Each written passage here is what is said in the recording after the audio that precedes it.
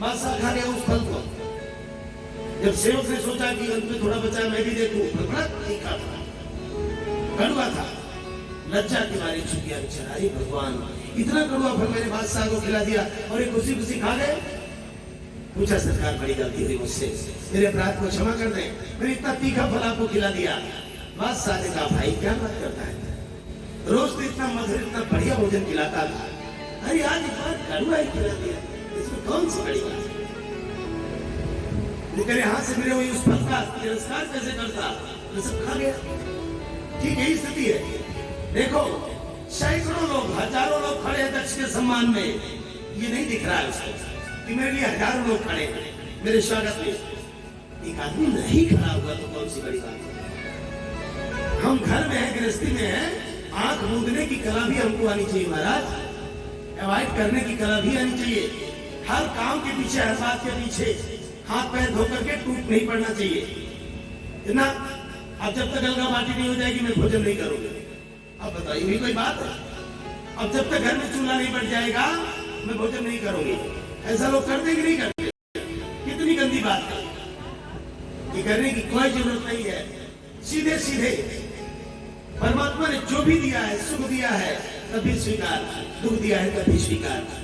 दक्ष इतने अपशब्द कह रहा है महाराज, और उसी सभा में भगवान शंकर का अपमान करता रहा, जिस सभा में सारे देवताओं के समक्ष भगवान शंकर बैठे हैं, लेकिन भगवान ने कुछ नहीं बोला। अंत में उसी दिन से दक्ष भगवान शंकर को अपना शत्रु मानने लगा, बैर मानने लगा, और शंकर को अपमान करने के लिए उसने बहुत बड़ा यज्ञ आयोजन किया अपने यहाँ, और भगवान शंकर का न्योता गया नहीं।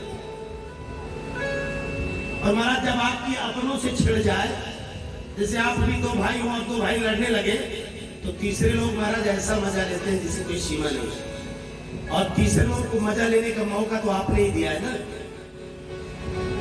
जब देवताओं ने जाना कि भगवान शंकर की इनके ससुर जी से खटपट हो गई है, तो न्योता जब जा रहे हैं दक्ष के यहाँ, तो अपना हेलीकॉप्टर कैलाश पर्वत से ही लेकर जा रहे हैं। ये देखा है कि उनकी ससुराल में न्योता जा रहे हैं, इनका न्योता नहीं है, और जलाने के लिए।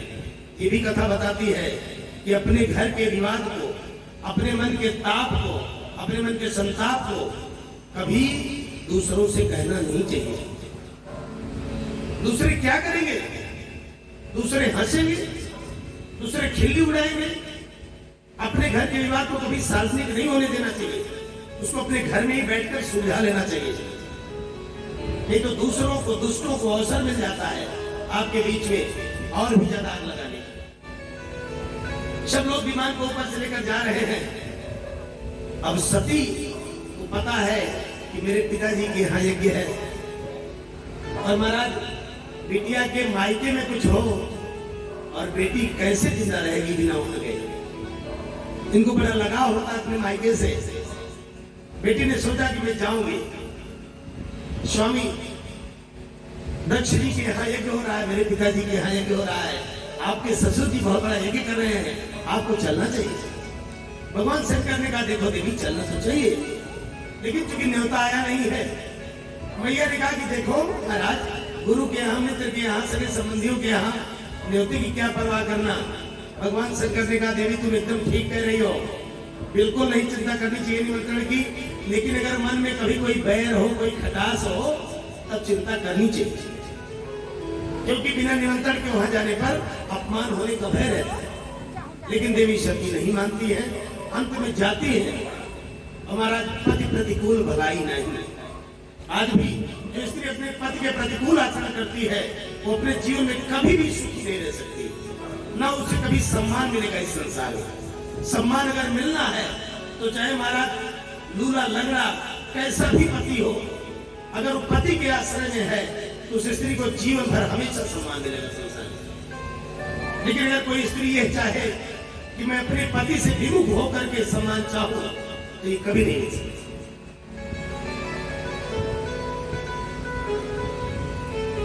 देवी सती जाती है और वहां पर दक्ष पहले से ही बैरी था, इनका बहनें और माता प्रेम से इनसे मिलती हैं, बाकी किसी ने हाल चाल तक नहीं पूछी।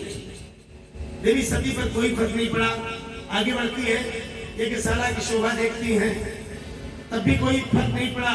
लेकिन महाराज जब देवी सती ने यह देखा कि यज्ञ में भगवान शंकर का कहीं भाग ही नहीं है, तो महाराज भारतीय आर्य ललना सब कुछ बर्दाश्त कर सकती है, लेकिन जो सती है वो अपने पति का अपमान बर्दाश्त नहीं कर सकती है।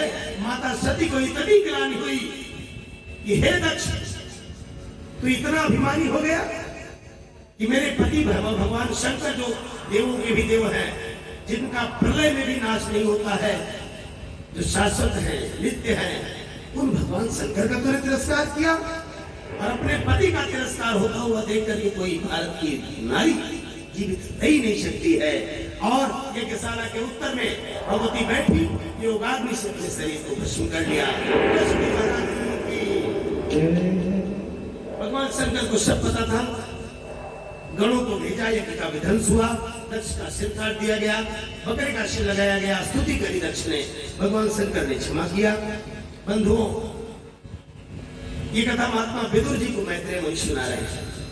बस यही कारण था विदुर जी कि देवी सती दक्ष के यज्ञ में अपने प्राण का त्याग कर देती। विदुर जी, महाराज मन की ये तीनों बेटियों का चरित्र रहा। अब मैं आपको महाराज मन के पुत्र का चरित्र सुनाता हूं। पुत्रों में उत्तानपाद का के वंश का चरित्र सुनने का कष्ट करें आप सब। देखो भाई, ये उत्तानपाद का जो चरित्र है महाराज, ये हमारा आपका, एकदम हमारा आपका चरित्र है। भागवत जी की कथा में ऐसा कुछ भी नहीं है जो हमारे आपके जीवन से जुड़ा ना हो। महाराज उत्तानपाद मनु महाराज के पुत्र हैं, उनकी दो पत्नियां हैं, एक सुनीति और दूसरी सुरुचि। जाए उत्तानपादस्य सुनीति सुरुचिस्तयोः, सुरुचि प्रेयसी पत्युर्येतरायत् सुतो ध्रुवः। महाराज उत्तानपाद की दो पत्नियां, एक का नाम सुनीति और दूसरी का नाम है सुरुचि। माता सुनीति के गर्भ से ध्रुव का जन्म हुआ और सुरुचि के गर्भ से उत्तम का। अब देखो, ये उत्तानपाद कौन है? उत्तानपाद मनु महाराज के पुत्र ही नहीं है, हम आप भी उत्तानपाद हैं। किसी ने गर्भ में जीव की स्थिति वाली फोटो देखी हो तो माँ के गर्भ में जीव कैसे रहता है? सिर नीचे और पैर ऊपर। उत्तानपाद, जिसका पैर ऊपर हो, सिर नीचे हो। और महाराज सबका यही स्थिति होती है, हम सब उत्तानपाद हैं। हमारी आपकी भी दो पत्नियां, सुनीति जो शास्त्र कह रहा है उसके आधार पर आचरण करें, और सुरुचि जो हमको अच्छा लगे वो शास्त्र है। हमारी आपकी दो पत्नियां, सुनीति पर चलोगे, शास्त्र विहित मार्ग पर चलोगे तो ध्रुव पद पाओगे, और मनमानी के रास्ते पर चलोगे तो उत्तम तो मिलेगा, लेकिन ध्रुव नहीं होगा, स्थिर नहीं होगा। महाराज उत्तानपाद सुरुचि को बहुत स्नेह करते थे। देवी सुरुचि का जो पुत्र उत्तम था, एक दिन महाराज उत्तानपाद अपने सिंहासन पर बैठे हुए उत्तम को लाड प्यार कर रहे थे। पिता की गोद में बैठने के लिए महाराज ध्रुव दौड़ पड़े और जाकर के पिता की गोद में बैठ गए। उत्तानपाद ने दौड़ करके पुत्र को गले से लगा लिया, बड़ा सम्मान किया, बहुत लाड प्यार करने लगे। इतने में सुरुचि ने देखा और दौड़ करके ध्रुव को उत्तानपाद की गोदी से खींच लिया। तेरी कैसे हिम्मत पड़ी महाराज उत्तानपाद की गोदी में बैठने के लिए? अरे ध्रुव को बड़ा बुरा लगा, माँ का ये बर्ताव, छोटी माँ का ये बर्ताव मेरे साथ। रोने लगे ध्रुव जी, डांटने लगी सुरुचि। सुन, अगर तू चाहता है महाराज उत्तानपाद की गोद में बैठे तो सुन मेरी बात को। तपसा राधे पुरुषम, तू तपस्या कर और जब परमात्मा प्रकट हो तस्वैवानुग्रहेण में गर्भे तुम साध्यमात्मानम यदि इच्छसि नृपासनम। अगर तू चाहता है कि महाराज उत्तम उत्तानपाद की गोदी में बैठने को मिले तो इसका एक ही तरीका है, तो तपस्या कर, और तपस्या करके भगवान जब प्रसन्न हो तू कहेंगे तुमसे कि वर मांग बेटा, तो तू कह देना कि प्रभु इस बार मैं माता सुरुचि की कोख से जन्म लूं। जब प्रभु प्रसन्न हो और तुझको वर दे और तू मेरी कोख से जन्म ले, और तब जाकर के तू इस सिंहासन पर बैठेगा। महाराज देखो, ध्रुव सुरुचि ने अपने इस वाणी से भक्त और भगवान दोनों का अपमान किया, मतलब अपने गर्व को भगवान से भी श्रेष्ठ बता रही है, भगवान की कृपा से भी श्रेष्ठ बता रही है कि अगर तुझे सिंहासन पर बैठना है तो मेरी कोख से जन्म लेना पड़ेगा।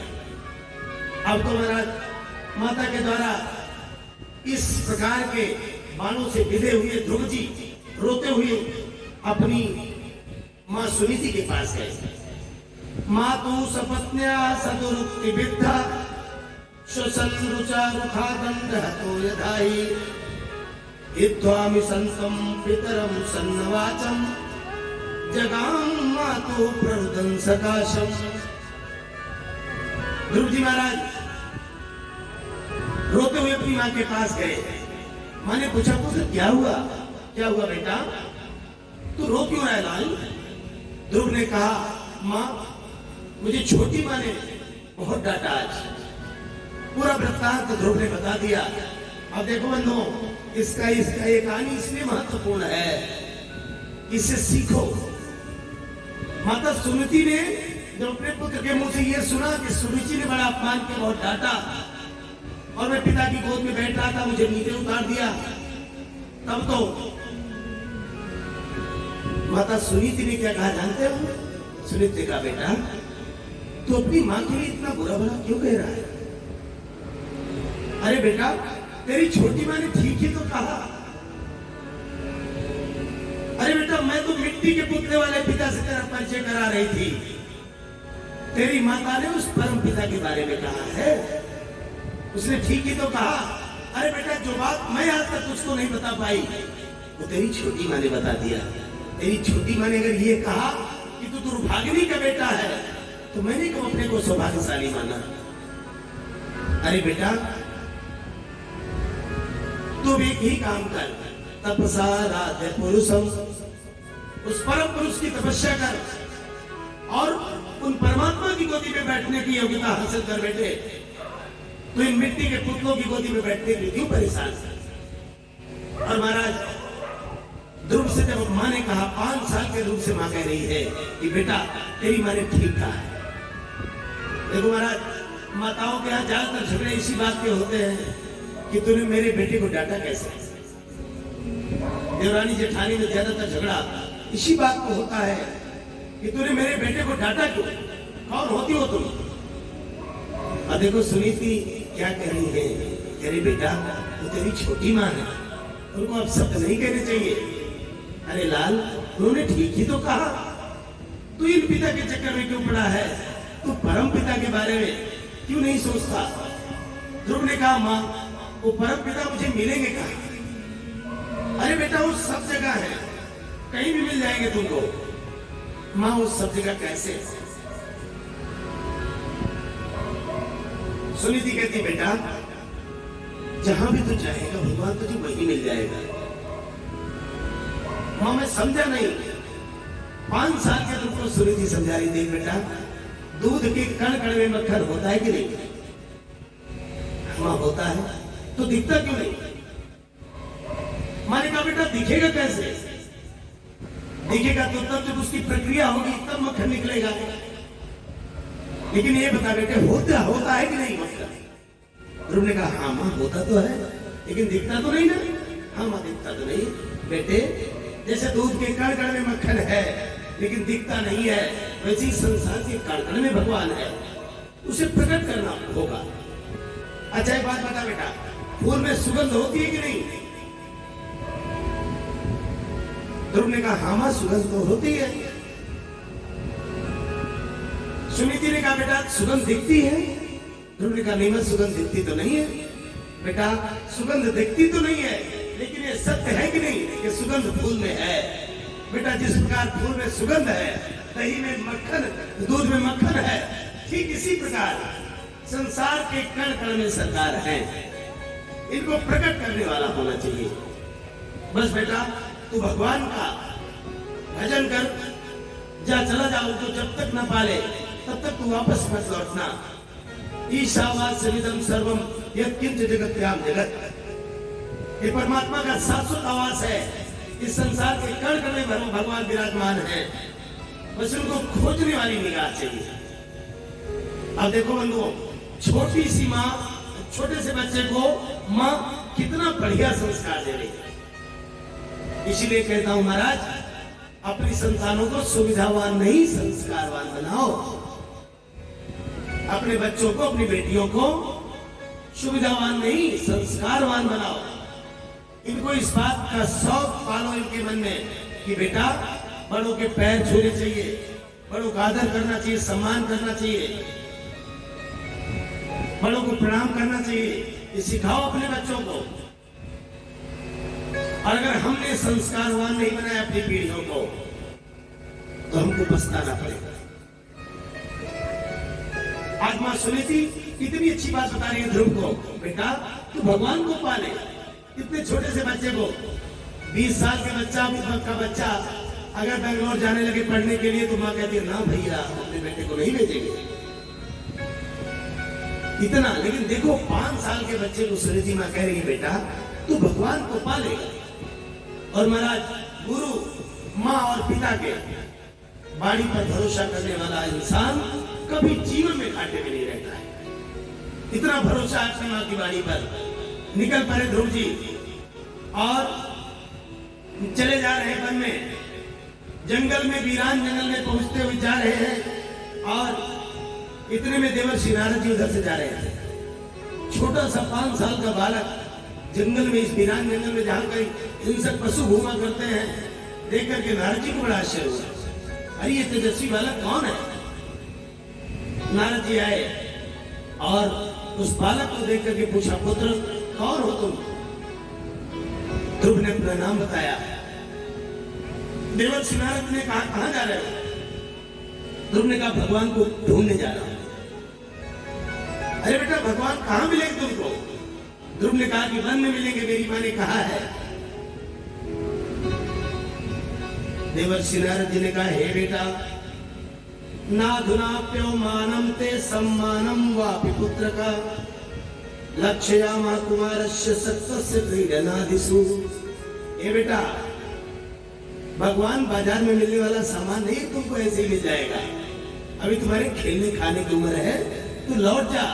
तुझे कुछ मालूम नहीं बेटा, ऐसे भगवान मिल जाते तो सबको मिलने ही लगते। नहीं महाराज, मेरी माँ ने कहा कि भगवान हर जगह है, तो मैं सरकार को ढूंढने निकला हूं, भगवान मुझे मिलेंगे।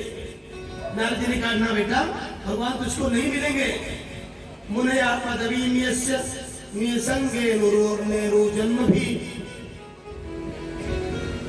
हे ध्रुव, हे बालक, अनेक अमलात्मा महात्मा संतों को समाधि लगाए हुए हजारों वर्ष बीत जाते हैं, फिर भी वो भगवान ध्यान में नहीं आता, और तुम 5 साल के बालक कैसे पा जाओगे? ध्रुव ने कहा नहीं महाराज, देखो मेरा समय जाया न करे आप। अगर मुझे भगवान कहां मिलेगा ये बता सके तब तो बात करें, नहीं तो मुझे आगे जाने दें। जब देवर्षि नारद जी ने देखा कि वास्तव में ये बड़ा जिद्दी लड़का है, बड़ा हठी है, तब देवर्षि नारद जी ने सुंदर उपदेश दिया ध्रुव को। अंत में लेकिन ध्रुव ने कहा देखो महाराज, जितना ज्ञान आप बता रहे हो, माता सुरुचि के बाणों से मेरे हृदय में इतने छिद्र हो चुके हैं कि आपका ये ज्ञान कहीं ठीक ही नहीं रहा है। ये सब मेरे एक को पल्ले नहीं पड़ रहा है महाराज। अब एक ही बात बताओ कि भगवान कहाँ मिलेंगे और कैसे मिलेंगे? देवर्षि नारद जी ने जब सच्ची निष्ठा देखी ध्रुव की, तो इनको मंत्र दीक्षा प्रदान करी। ओम नमो भगवते वासुदेवाय, इस द्वादशाक्षर मंत्र का उपदेश दिया। आइए हम लोग भी और श्रद्धा पूर्वक इस द्वादशाक्षर मंत्र को अपनी पवित्र वाणी से कुछ गाएं, तो पश्चात आगे चलेगा। ओम नमो भगवते वासुदेवाय, ओम नमो भगवते वासुदेवाय, ओम नमो भगवते वासुदेवाय ओम नमो भगवते वासुदेवाय वासुदेवाय वासुदेवाय ओम नमो भगवते वासुदेवाय वासुदेवाय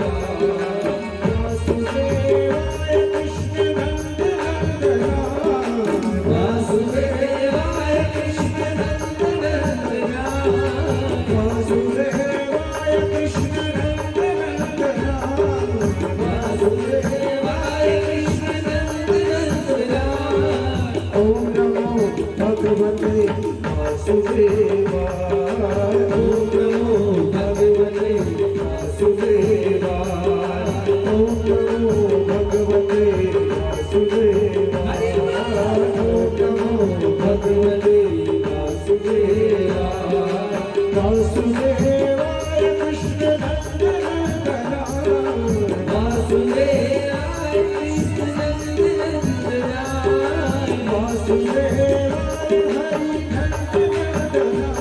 नंदना वासुदेवाय हरि नंदना ओम नमो भगवते वासुदेवाय ओम नमो भगवते वासुदेवाय वासुदेवाय वासुदेवाय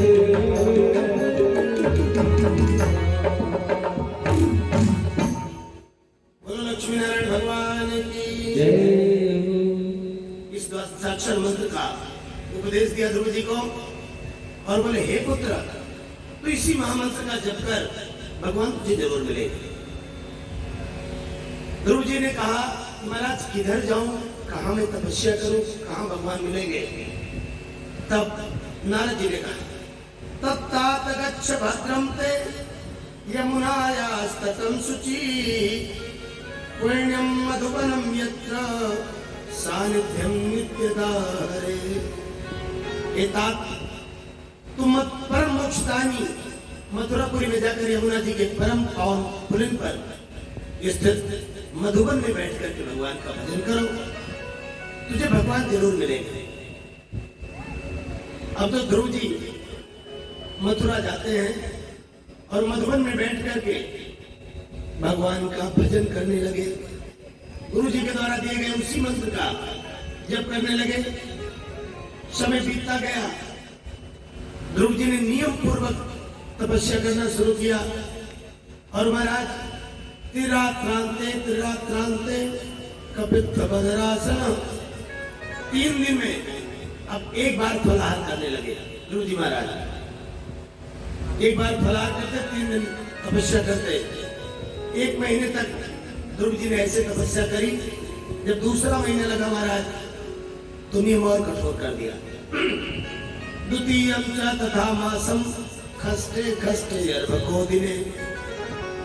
अब 6 दिन में, तो 3 दिन था इसको दूना कर दिया। अब 6 दिन में तृण पर्णादि भी घास और पत्ते खा करके ध्रुव जी महाराज तपस्या करने लगे। और 1 महीने फिर तपस्या किए। अब जब तीसरा महीना लगा तो नियम ध्रुव जी ने और कठोर कर दिए। अब तो 9वें हनी 9वें दिन क्या केवल अम्बक्षा यमुना जी का नीर पी करके, यमुना जी का जल पी करके ध्रुव जी 1 महीने तक तपस्या करते हैं। और महाराज जब 4था महीना लगा तो ध्रुव जी ने और तेज कर दिया और कठोर कर दिया अपना तप। चतुर्थम वही मासम द्वादशे हनि।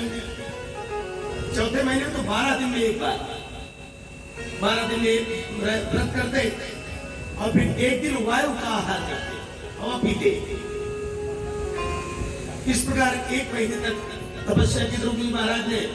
और महाराज जब 5वां महीना लगा तो ध्रुव जी ने ऐसा प्राणायाम चढ़ाया महाराज कि संपूर्ण संसार की प्राणवायु ही अवरुद्ध हो गई।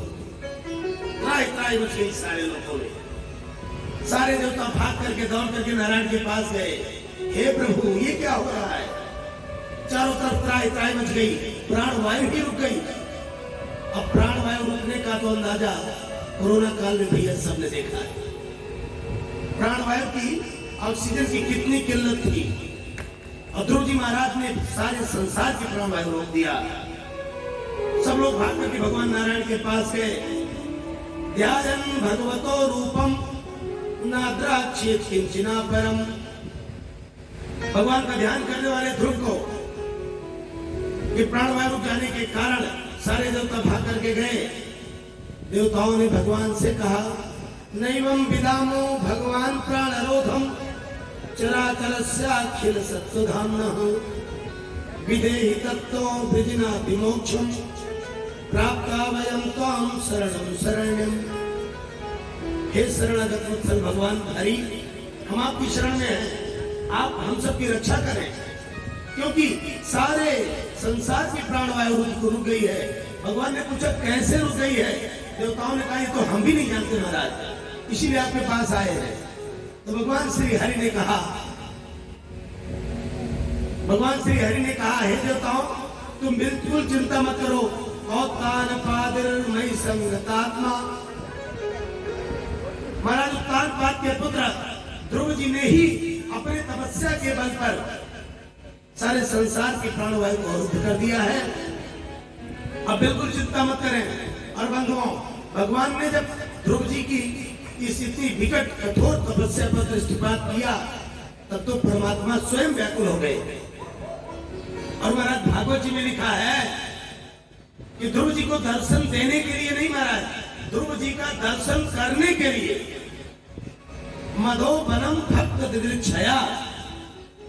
भक्त का दर्शन, ऐसे अनूठे भक्त का दर्शन करने के लिए भगवान नारायण स्वयं दौड़ पड़े मधुबन की ओर, अपने भक्त ध्रुव का दर्शन करने के लिए, कि मेरा इतना अनूठा भक्त, ऐसे भक्त का दर्शन करने के लिए सरकार दौड़ पड़े। और परमात्मा आए, और जहां पर ध्रुव जी बैठ करके तपस्या कर रहे हैं, ध्रुव जी के अक्ष के समक्ष खड़े हो गए।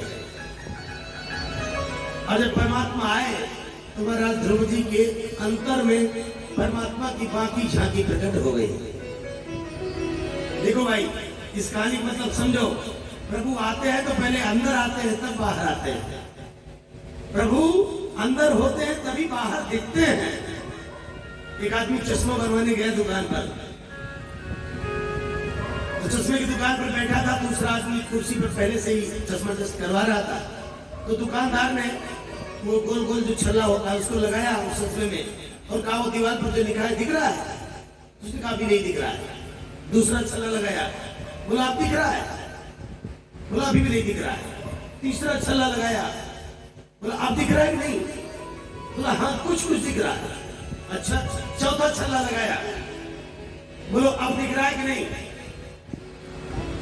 तो उस चश्मा टेस्ट कराने वाले ने कहा हाँ भाई अब बढ़िया से दिख रहा है, अब मैं पढ़ ले रहा हूँ। जो चश्मा टेस्ट कराने जी गया था, इसको लगा कि पहला दूसरा तीसरा छल्ला काम नहीं करता, चौथे में दिखने लगता है, इसको लगा।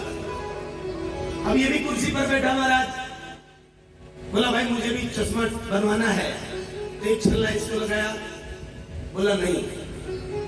दूसरा लगाया, दिख रहा है? बोला नहीं। तीसरा लगाया, दिख रहा है? बोला नहीं। चौथा लगाया, बोला दिख रहा है, पढ़ो दीवार पर क्या लिखा है?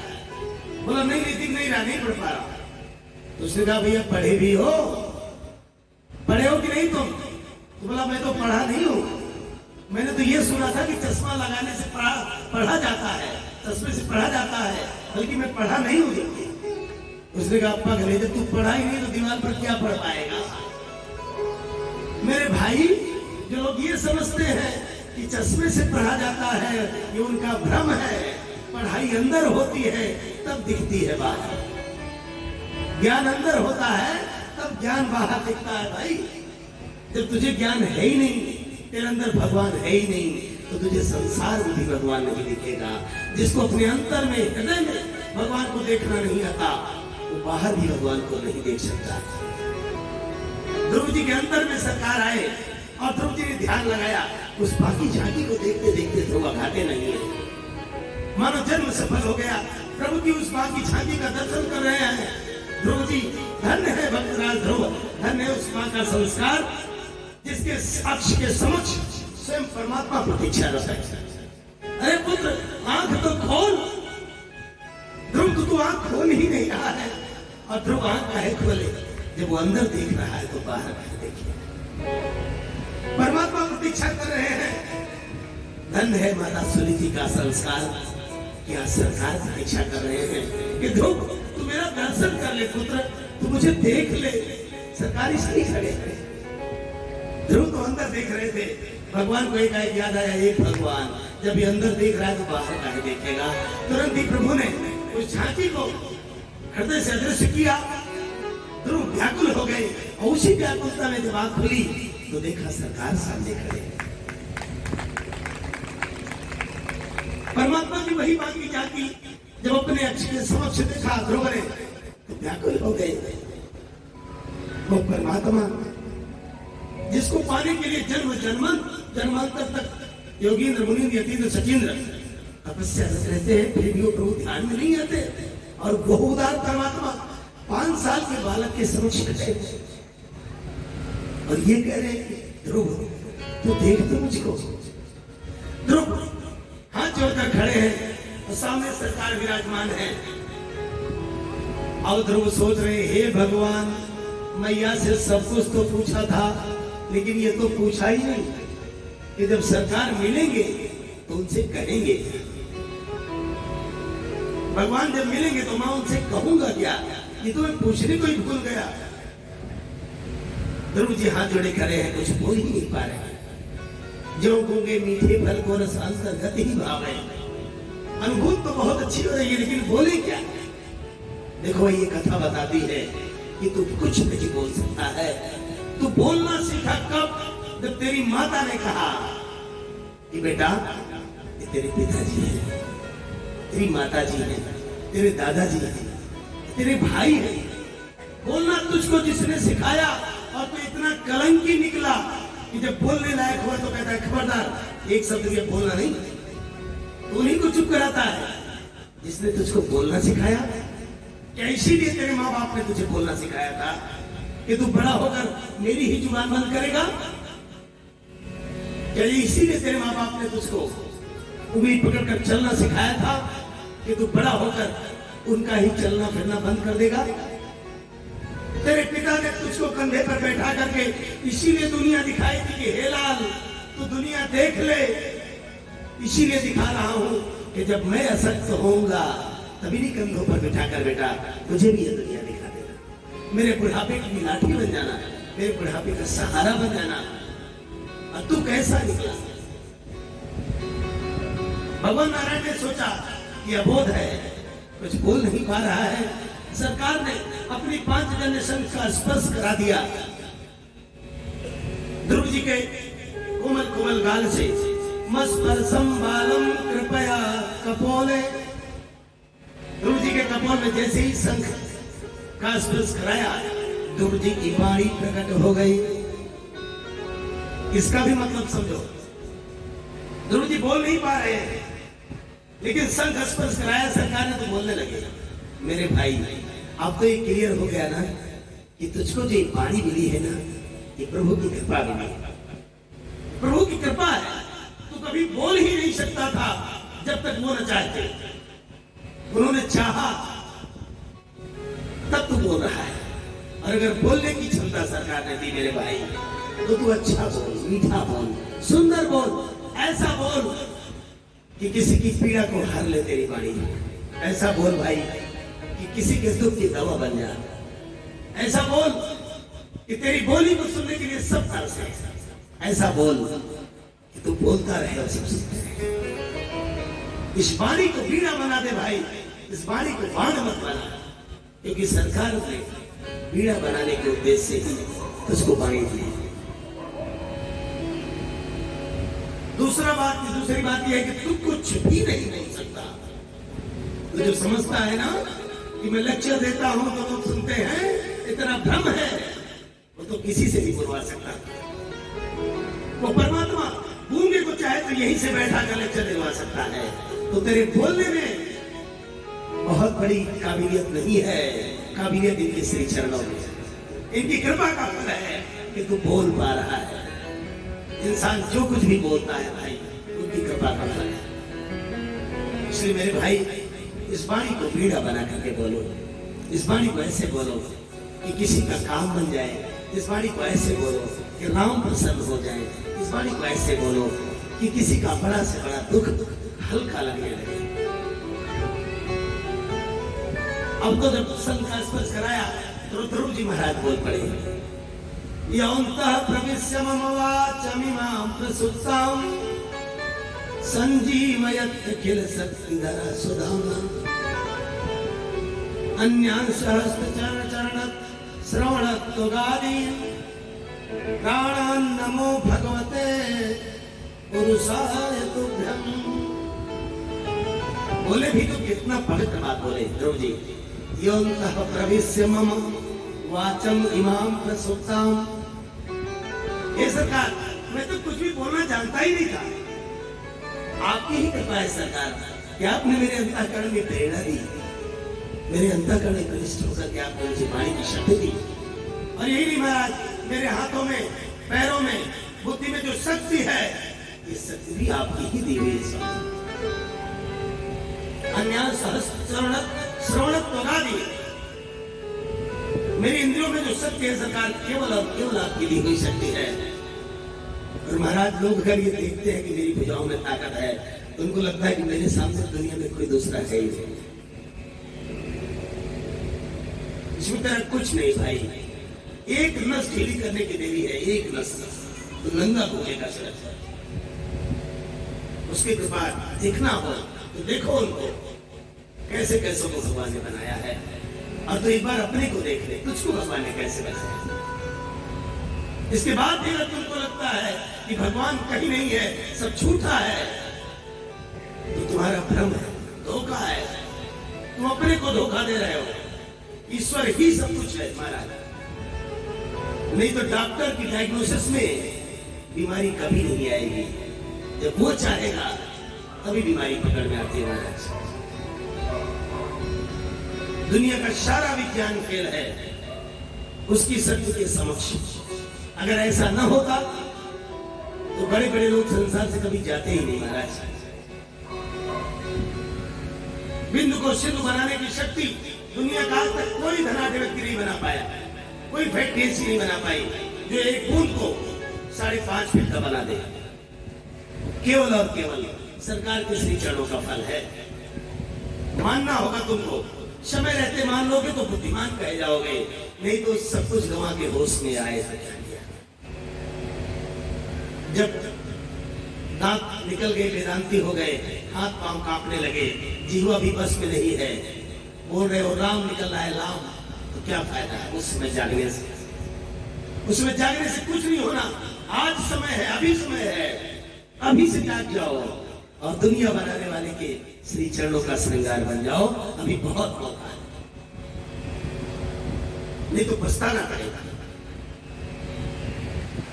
ध्रुव जी महाराज ने 12 श्लोकों में भगवान श्री हरि की दिव्य स्तुति करी। परमात्मा अति प्रसन्न हो गए। भगवान बोले बेटा ध्रुव कुछ मांग ले। ध्रुव ने कहा सरकार आपको देखने के बाद भी कुछ मांगने की जरूरत है। हे दीनानाथ आपकी बड़ी कृपा है, मुझको आप मिल गए, ध्रुव जी को भगवान मिले, ये भी एक कथा है अपने आप में, यही प्रसंग है। लोग कहते हैं कि भी मेरी कौन सी उम्र है, भगवान को पाने की उम्र है। भगवान को तो एक दिन में पा सकता है भाई, 5 साल ही जाता है। जब तू चाहेगा भगवान तब मिल जाएगा तुझको। भगवान को पाने के लिए किसी उम्र की प्रतीक्षा नहीं करनी चाहिए। भगवान को आज ही पा लेना है, अपने पिता को आज ही जान लेना है, अपने बनाने वाले को, अपने नियंता को आज ही पहचान लेना है। इसके लिए समय की प्रतीक्षा मत करो। सरकार मुझ पर आपने कृपा किया, मुझे और कुछ नहीं चाहिए। भगवान ने कहा पुत्र तेरी सिंहासन पर बैठने की इच्छा थी, जा मेरे लाल अब तू 36,000 वर्ष तक राज्य कर और 36,000 वर्ष के बाद तुम दिव्य ध्रुव लोक को प्राप्त करो। बंधुओं इस कथा को सुनकर के भी अगर आपको महत्व नहीं समझ में आया माता पिता का, माता पिता के संस्कार का, तो समझ लेना कि बहुत बड़ा धोखा है। अब तो मान ही लो, माँ की प्रेरणा का फल देखो। और जिन माताओं के लाल बेमिसाल हुए हैं, उन्होंने अखंड संस्कार दिया अपने पुत्रों को। माता जीजाबाई शिवाजी को लकड़ी की तलवार बचपन में दिया करती थी महाराज। हमारी माताएं कार्टून देती है, टेडी बियर देती है, कुत्ते से खेलने के लिए दे रही हो अपनी बेटे को। दासी का दूध पीते हुए देखा माता जीजाबाई ने छीन लिया बेटे को। हट पगड़ी कहीं की, मेरे शिवा को दास बनाना चाहती है तू? ये संस्कार। हमारी माताएं अपने बेटे को 5,000 का कुत्ता खरीद कर दे रही है। मेरा तो इससे उम्मीद करती है कि ये बेटा बड़ा होकर राणा प्रताप बनेगा। कितनी कितनी गलत बात है। हमने क्या दिया अपने बच्चों को? हमने अपनी दीवारों से गणेश के चित्र हटा करके कुत्तों के चित्र टांग दिए। हमने अपने बच्चों को कभी सिखाया ही नहीं कि हनुमान कौन थे बेटा। हम तो छोटू मोटू और वो स्पाइडरमैन और वो तमाम चीजें सिखाते हैं। बेटा शक्तिशाली तो स्पाइडरमैन है, हनुमान तो कुछ है ही नहीं। मैया अपने बच्चों को बताओ कि राम से बड़ा हीरो शाहरुख खान कभी नहीं हो सकता है। हीरो है तो राम है, मेरा सेवक है, हीरो है तो हनुमान है, मेरा हीरो कृष्ण है जो काल के फर पर नाचने की कला जानता है। उसको अपना आइडियल मान बेटा, उससे भारत महान बनेगा।